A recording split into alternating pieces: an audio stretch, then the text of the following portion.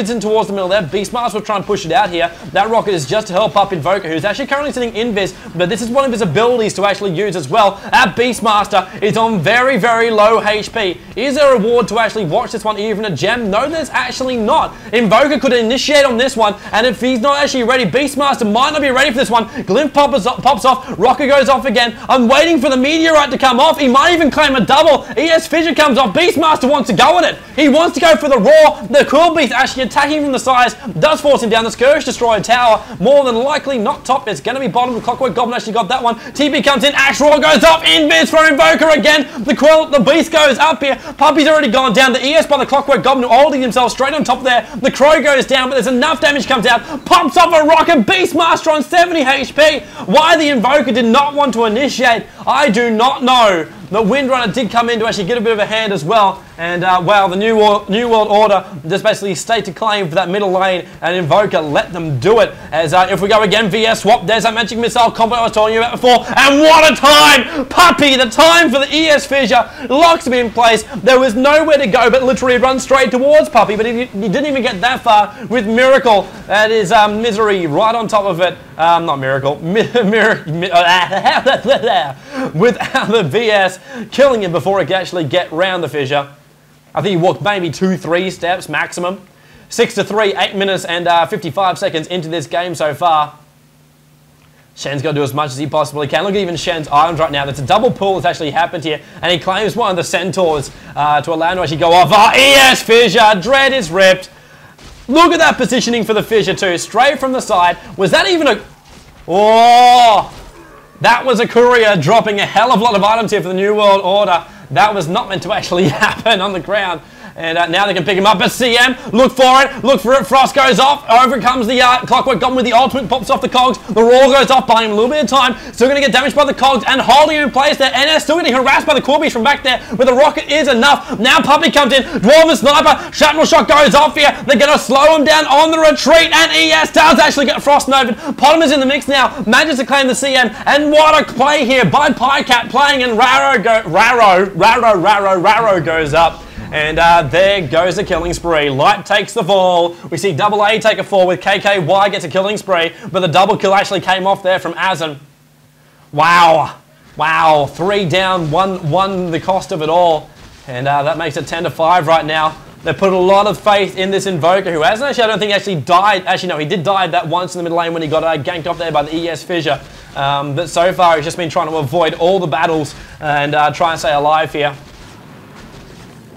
But that was really, really good. Even NS just basically just saying that was very, very great control. Using that Quill Beast to actually block him as he went up, as he tried to go up there, but holding him in place for Potom. It's a simple thing. But if you can hold him in place just long enough for Potom to get a couple more hits in, he's going to get that kill. He's going to get even more items up. What are we seeing on him so far? Boots are nothing but slippers. So interesting to actually see. He is 42 for 5, died once, 4 kills, and 2,400 gold currently sitting inside his bank account. Not spending it on anything, funnily enough.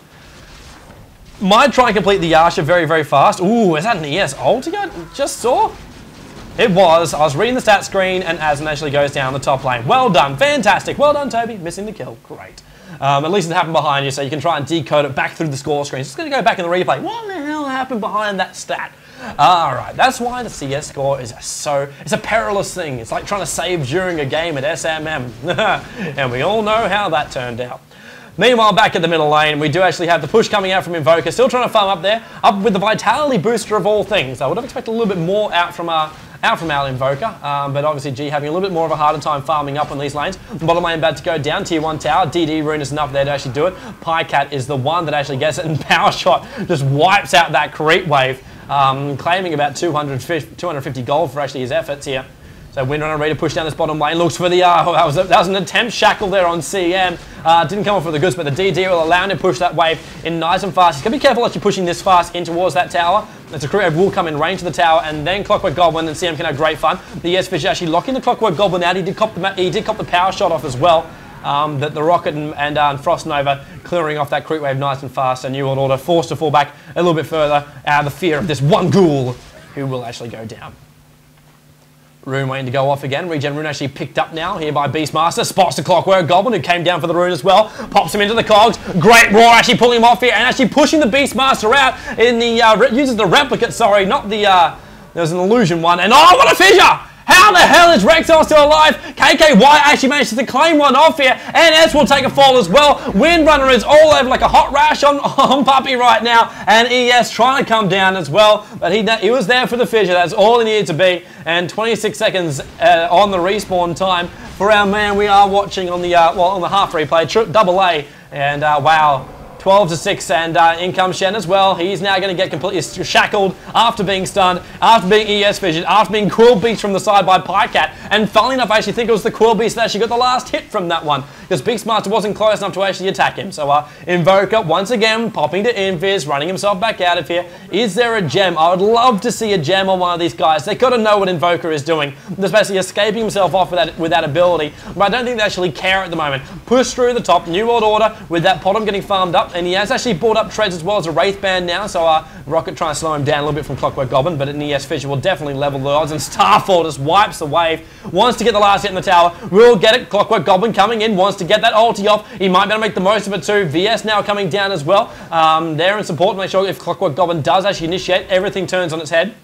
Invoker actually has managed to complete a Vanguard now, keeping himself alive, now popping off a couple of Forged Spirits, so actually only one Forged Spirit, so not up that high on the levels just yet. Needs to get all those levels up. The faster you get Invoker to level 16, the more you can actually start pulling up here. And I think that's where DTS are putting a lot of their faith, as I was saying a little bit earlier on during the another arrow just fishing. Even if it's just to find out if Dread is actually farming, a level 8 Shen is, well, ES is going to put the fissure down as well. They hope for it. Oh no, turn around, leap Potom, leap! And he does. The fissure will also make chasing very, very hard here. Oh, Clockwork Goblin! Just a little bit too early. And Potom just had that bit of a step. It was like, oh, was that a penny behind me? Looks around. Oh, hang on. No. But what was that a hook in front of me for?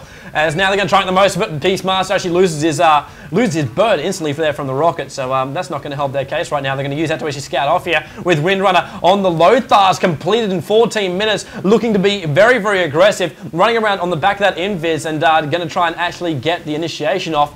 And they're going to keep eyes very, very close on that one. Forged Spirit actually going down to try and see if they can actually fish out this New World Order side. He's already lost one. He might lose a second one soon. They are worth gold as well, so you don't actually lose them, as that basically does feed them gold, funnily enough. That's very legit, that one. So, yeah. Frost goes off, damages up the VS as well as... Oh, what a play! Shen comes in over the top, and Kong's a little bit out, and he gets arrowed. He tried to go over the top. Magic Stick charges firing off here from the VS, still trying to escape out here. Sunstrike goes off, a little bit too short. Rocket pops off. VS still on the retreat. Beastmaster's there, support, and wow, great support coming in there from the New World Order. It's like, VS is in trouble. Throw your bodies in front of him, sons, and managed to do so as well. So he managed to actually live off here, and Light... farming of that bottom lane, free farming Dwarven Sniper, that's not going to go down well. Yasha on top of him, so it won't be too long before he actually completes that Manta and can even be a more powerful force. There'll be 3 of him to actually hit with the crit. Oh, even then, cheeky Rocket trying to come down and bring down Puppy. Doesn't do that much damage to him. I think he was hoping that Puppy was still popping off Soul Ring charges, or hoping he might even hit VS. That might have even been enough to actually kill VS. Probably actually would have kept him about 50 HP when he got in there, but it was still worth a shot. Dust pops off. Oh, they're catching the Windrunner. She is dusted. Lothars. The dust will take another 5 seconds before it wears off. Well, Lothars actually wears off first. So, dust taking a little bit longer than 5 seconds. That's maybe 6 seconds. But in the end, managing to actually escape herself back out. Windrunner using her ability, which is a self-titled ability. It's like a self-titled album. The hits of Windrunner is coming to you from Windrunner Albums, and it's hosted by Windrunner. Her ability, of course, being Windrunner, and giving her that massive burst of speed. Wow, that's like the freaking Swedish chef from the Muppets right now. 13-6. This is what happens when Tobi has Red Bull and tries to shoutcast over a couple of days of work. As Windrunner now coming up. Ooh, careful. Beastmaster running himself around as well. Wants to have a go. Come on, CM. Are you going to come in nice and close from the actually gank it off? 13-6. Coming back in towards that lane right now. Beastmaster, ES Fissure's already gone off. They're going to put a bit of pressure off here on that middle lane. Windrunner trying to come around into position here. New World Order. Roar goes off. VS has a look. Roar goes off. Magic Missile does a little bit more damage. Oh, power shot! 44 HP. Lick your wounds. Pull yourself back in again. CM's going to run all the way back there, or just pop off a Healing Salve. That's probably another alternative as well. A shrapnel shot coming off, and that will actually slow down the push. And ES Fissure, NS just cannot catch a break. Raw goes off once again, deals a little bit of damage from the side there. Windrunner was hoping to actually pop off a power shot, now forced back there with one of the Dark Troll Warlords actually coming out. No, not revealing him, that's actually just been pulled there from the creep camp of all things. Or is it actually, no, it is actually controlled by Dread. It is the heat of the Australian summer. It makes you delirious. 13-6. Force Spirit just attacking ES down a little bit further. Hoping to try and slow him down. VS just comes up. It's like, cool, money. Last hit. Woo, yeah. Clockwork Goblin still moving himself around the middle lane. ES Fissure goes off. Can make the most of it. VS trying to get close enough for the swap. Won't actually get it though. Try to get in close enough. Dust on there too, so no one can actually run out there. So Invoker, he'll have to fight this one. Arrow flies off, tries to actually go through, but with that tower in front, had more than enough vision to actually know when to actually sidestep it all up here. Let's have a quick look as well. Potom running up on the same items as before. We'll check her gold in just a moment after this attack in the middle actually finishes. Phase Boots and Lothar's Edge. Phase Boots were actually up by about 10 minutes, I think, for the Windrunner.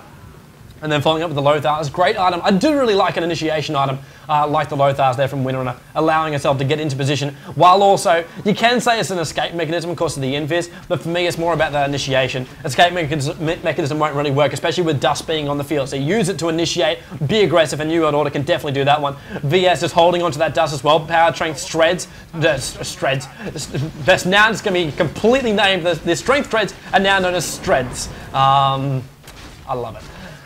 ES, let's have a look as well, as he's actually walking around with the Soul Ring. It's literally the perfect item for that ES, allowing him to convert his... Oh, Potom, you cheeky bastard. Even Clockwork Goblin's now popped off the rockets here. The Clockwork Goblin actually getting done on the back of an arrow, but still had long enough to actually kill Miracle, who was a little bit over his head here. Potom trying to retrieve himself back out. The Furbolgs are on the back of him. The tower's doing more damage than anybody else right now, and they will manage to fall themselves back out again, with the Force Spirits trying to actually chase up back past the secret shop.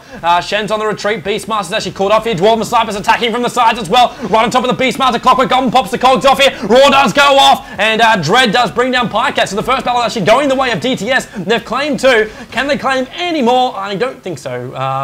Well, actually, then again, no, DTS, they are now going to go Roshan as well, so they will actually claim Roshan's life, and they can use those Furbolgs to tank it up there. More damage to that back obviously, from the Forged Spirits.